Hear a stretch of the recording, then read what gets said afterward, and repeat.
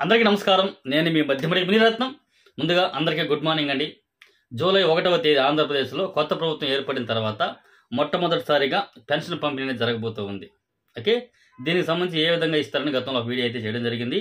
ఇప్పుడు మనం ఈ వీడియోలో ఏ పెన్షన్లకి ఎంత అమౌంట్ ఇవ్వబోతున్నారు అని అధికారికంగా ఇచ్చారు. దీంతోపాటు పెన్షన్ పంపిణీ చేసేటప్పుడు ఆ సచివాలయ ఉద్యోగులకి కొన్ని షరతులు అయితే విధించారు. సో ఏ విధంగా పెన్షన్ ఇవ్వాలి అనేటువంటి ఒక కార్యక్రమంలో వాటి గురించి మనం కొంచెం వివరంగా అయితే చెప్పుకుందాం.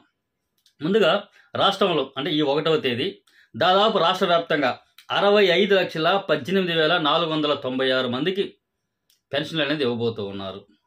ఓకే, దీనికి గాను అంటే గతంలో వాళ్ళు హామీ ఇచ్చినట్టు పెంచిన పెన్షన్ కూడా ఏప్రిల్ నుంచి కల్పిస్తామన్నారు కదా కొన్ని పెన్షన్లకి. సో దాంతోపాటు కలుపుకుంటే ఈ నెలకి అంటే జూలై 1వ తేదీ నాటికి 4,399.89 అంటే దాదాపు 4,400 కోట్లు జూలై 1వ తేదీన కేవలం పెన్షన్ పంపిణీకి మాత్రమే ఖర్చు కాబోతోంది. ముందుగా సచివాలయ సిబ్బందికి ఎటువంటి గైడ్లైన్స్ గవర్నమెంట్ ఇచ్చిందంటే మొట్టమొదటిది పెన్షన్ డిస్ట్రిబ్యూషన్ అనేది సచివాలయ సిబ్బంది ద్వారా జరగబోతోంది. మీ ఇంటికే వచ్చిస్తారు. అది కూడా ఒక్కరోజు మాత్రమే ఇస్తారు. ఇక్కడ వృద్ధులందరూ కూడా గమనించండి. వృద్ధులు కానీ పెన్షన్ తీసుకున్న ప్రతి ఒక్కరు కూడా గమనించండి. గతంలో 5 రోజుల వరకు ఇచ్చేవాళ్ళు ఇప్పుడు ఒక్కరోజు మాత్రమే ఇస్తానంటున్నారు. ఓకే, కాకపోతే ఆ ఒక్కరోజు మిగిలిపోతే మరుసటి రోజు కొన్ని మిగిలిపోయిన పెన్షన్లకు ఇవ్వమన్నారు. కానీ మోస్ట్లీ 1వ తేదీ ఉదయం 6 గంటల నుంచి సాయంత్రం 6 గంటల లోపల పెన్షన్ డిస్ట్రిబ్యూషన్ ఇంటి వద్దకే వెళ్ళి చేయమని సచివాలయ సిబ్బందికి ఆర్డర్స్ వచ్చాయి. ఓకే, నెక్స్ట్ 2వ పాయింట్, ఒక్కొక్క సచివాలయ సిబ్బందికి 50 పెన్షన్లు అయితే అలాట్ చేయమంటున్నారు. అంటే మ్యాక్సిమం 50. ఒకవేళ ఆ సచివాలయ పరిధి గ్రామం పరిధి ఎంతమంది సచివాలయ సిబ్బంది ఉన్నారో అందరూ పంచుకోక 50 లోపల కూడా ఉండొచ్చు. మ్యాక్సిమం 50 అయితే ఖచ్చితంగా ఉండాలని అయితే అన్నారు. ఓకేనా. నెక్స్ట్ 3వ పాయింట్ ఏంటంటే సచివాలయ సిబ్బంది ఏ సచివాలయాలు అయితే తక్కువగా ఉన్నారో అలాంటి సందర్భంలో అంగన్వాడీ వర్కర్స్ని కానీ ఆశా వర్కర్స్ని కానీ కాంట్రాక్ట్ ఎంప్లాయీస్ ఉన్నా కూడా వాళ్ళని కూడా పెన్షన్ డిస్ట్రిబ్యూషన్లో వాడుకోమన్నారు. కాబట్టి వాళ్ళకి కూడా పెన్షన్ డిస్ట్రిబ్యూషన్ చేసేటప్పుడు వాళ్ళకి ఒక లాగిన్ ఐడి పాస్వర్డ్ అనేది మీ ఎంపీడీఓ ఆఫీస్లో దానికి సంబంధించి అయితే మీకు అప్డేట్ చేయిస్తారు. ఈసారి వాలంటీర్లు అయితే ఉండండి పెన్షన్ డిస్ట్రిబ్యూషన్లో. కాబట్టి ఆశా వర్కర్ని కాంట్రాక్ట్ ఎంప్లాయీస్ని అంగన్వాడీ వర్కర్స్ని కూడా ఉపయోగించుకోండి సచివాలయ సిబ్బంది తక్కువగా ఉన్న చోట్ల. ఓకేనా. నెక్స్ట్ దీనికి సంబంధించి అమౌంట్ అనేది 30వ తేదీ ఆదివారం వస్తుంది. కాబట్టి ముందు రోజు 29వ తేదీ సచివాలయ సిబ్బంది బ్యాంకులలో డబ్బులు డ్రా చేసుకుని రావాలి. ఆ రోజే వచ్చి ఎవరైతే పెన్షన్ డిస్ట్రిబ్యూషన్ చేయబోతున్నారో అధికారులు వాళ్ళందరూ కూడా డబ్బులు కలెక్ట్ చేసుకుని పోవాలని కూడా ఒక షరతు అయితే విధించారు. ఓకే, నెక్స్ట్ 4వది జూలైలో ఇచ్చే పెన్షన్లలో దాదాపు 20 పెన్షన్లకు అయితే అమౌంట్ పెంచారు. ఆ 20 పెన్షన్లు దేనికి పెంచారు అనే విషయాన్ని మనం గతంలో చాలా క్లారిటీగా వీడియో చేశాను, చూడండి. ఓకే, దాంట్లోనే ఒక 11 సామాజిక పెన్షన్లు కొన్ని ఉన్నాయి. వాటికి జూలై నెలలో 7,000 రూపాయలు ఇవ్వబోతూ ఉన్నారు. అంటే యాక్చువల్గా జూలై 1వ తేదీ 4,000 ఉంటుంది.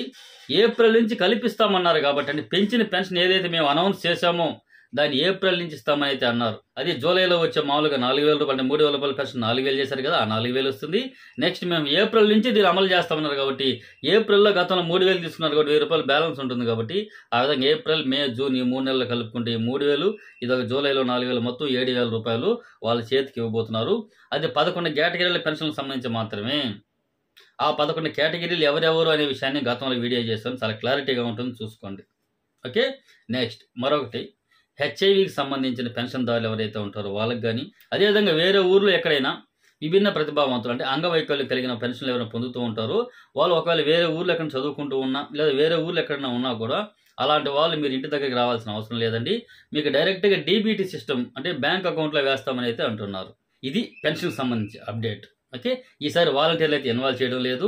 వాలంటీర్లు ఇన్వాల్వ్ చేయకపోవడానికి గల కారణాలు కూడా గతంలో నేను వీడియోలో మన వీడియోలో నాకు చాలా క్లారిటీగా అయితే చెప్పాను.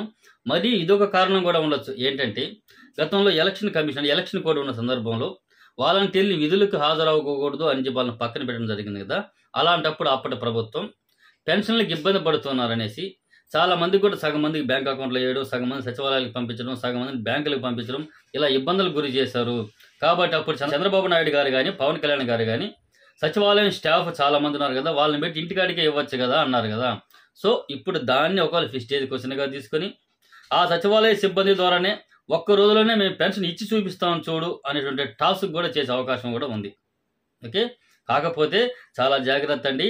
అక్కడ ఇచ్చేది వాలంటీర్లు కాదు, స్వచ్ఛంద సేవకులు కాదు, మీ ఊర్లో ఉన్న వాళ్ళు కాదు. అక్కడ ఇచ్చేది ప్రభుత్వ ఉద్యోగులు. కాబట్టి దయచేసి పెన్షన్దారులు ఈ విషయాన్ని గమనించుకొని 1వ తేదీ అంటే ఒక్కరోజు మాత్రమే పెన్షన్ తీసుకోవడానికి ప్రయత్నించండి. పెన్షన్ గతంలో 5 రోజులు ఇచ్చేవాళ్ళు కదా, 5 రోజులు ఇస్తారులే, మేము వేరే ఊర్లో ఉన్నాం అర్జెంటుగా మళ్ళీ తీసుకుంటామంటే అలాంటిది ఇక్కడ కుదరదండి. కేవలం ఒక్కరోజు మాత్రమే ఇస్తారు. ఒకవేళ ఒకరోజు ఇవ్వలేక కొన్ని మిస్ అయిపోతే 2వ రోజు కూడా ఇవ్వమన్నారు కానీ, అంతేగాని దానికి మించి అయితే ఇవ్వలేదు. ఓకే. కాకపోతే గతంలో ఇచ్చిన హామీ ప్రకారం ఒకవేళ ఈ నెలలో పెన్షన్ తీసుకోకపోతే మరుసటి నెలైనా ఆ మరుసటి నెలైనా 3 నెలల్లో కలిపి కూడా ఒకేసారి ఇస్తామని కూడా అన్నారు. కాబట్టి సో దానికి సంబంధించి అప్డేట్ అయితే లేదు. గతంలో ఎలక్షన్ ముందు అయితే వాళ్ళు చాలాసార్లు అయితే హామీ అయితే ఇవ్వడం జరిగింది. ఇదండి పెన్షన్కి సంబంధించిన పూర్తి వివరాలు. కాబట్టి ఖచ్చితంగా పెన్షన్దారులు చూసే ప్రతి ఒక్కరు కూడా ఈ వీడియోని మీ ఊర్లో అవతాతలకు పెన్షన్దారులు తీసుకున్న ప్రతి ఒక్కరు కూడా తెలియజేయండి. ఒక్కరోజు మాత్రమే ఇస్తారు పెన్షన్ అని చెప్పండి. ఒకవేళ ఒక్కరోజు మిస్ అయిపోతే మరుసటి రోజు మాత్రమే ఇస్తారు. ఓకే. మరుసటి రోజు ఇచ్చే పెన్షన్ చాలా తక్కువ శాతంలో ఉంటుంది. ఎందుకంటే గవర్నమెంట్ ఎంప్లాయీకి వాళ్ళకి పర్సంటేజ్ అంటే వాళ్ళు ఇచ్చే పెన్షన్ పంపిణీ పర్సంటేజ్ పెరిగిపోయిందంటే మళ్ళీ వాళ్ళు ఆరాంగా ఉండిపోతారు. ఎందుకంటే వాళ్ళు గవర్నమెంట్ ఎంప్లాయీస్. ఓకే. అక్కడ స్వచ్ఛంద సేవకులు ఎవరు లేరు, అంటే మానవతా దృక్పథం ఉండే వాళ్ళు తక్కువ మంది ఉంటారు. కాబట్టి ఖచ్చితంగా ఇదైతే చూసుకోండి. 1వ తేదీ తీసుకునేటైతే చూసుకోండి. ఓకే. అది మీ ఇంటి దగ్గరికే వచ్చిస్తారు. ఓకే అండి, థ్యాంక్ యూ. నెక్స్ట్ అప్డేట్స్తో నెక్స్ట్ వీడియోతో మళ్ళీ కలుసుకుందాం. ఇలాంటి అప్డేట్స్ మీకు మళ్ళీ కావాలి. చిన్న అప్డేట్స్ అన్నింటిని కూడా వీడియో రూపంలో చెప్పలేనటివి మీకు టెలిగ్రామ్ గ్రూప్లోనూ వాట్సాప్ గ్రూప్లోనూ సెండ్ చేస్తూ ఉంటాం. కాబట్టి వాటి సంబంధించిన లింక్ అనేది వీడియో డిస్క్రిప్షన్లో ఇస్తాను. ఖచ్చితంగా జాయిన్ అవ్వండి. అందులో మీరు ఎప్పటికప్పుడు అప్డేట్స్ పొందుతూ ఉండొచ్చు. Okay, thank you.